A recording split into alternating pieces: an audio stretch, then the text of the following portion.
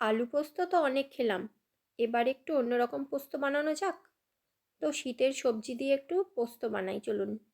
তো তার জন্য নিয়ে নেব পেঁয়াজ কলি, টুকরো করা টমেটো, পেঁয়াজ, কিছু চেরা কাঁচা লঙ্কা, আলু আর পোস্তটাকে আমি ভিজিয়ে রেখেছি।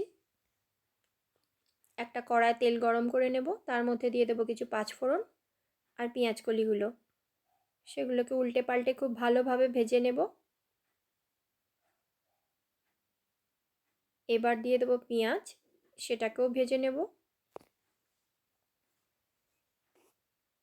এবার দেব নুন, হলুদ আর অল্প লঙ্কার গুঁড়ো। ঝালটা যে যার পছন্দ মতো আপনারা দেবেন, আমি একটু কমই দিলাম। এবার দিয়ে দেব টমেটো আর আলু। চেরা কাঁচা লঙ্কাটা আমি আগেই দিয়ে দিয়েছি। ব্যাস, আর কিচ্ছু দেওয়ার নেই। সবকে খুব ভালোভাবে কষিয়ে নেব।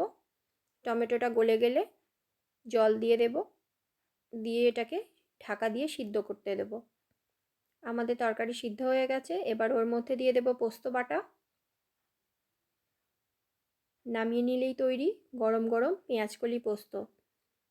এটি খেতেও দুর্দান্ত, গরম ভাতে অবশ্যই ভালো লাগে। আপনাদের পছন্দ হলে লাইক শেয়ার কমেন্ট করবেন। Thank you.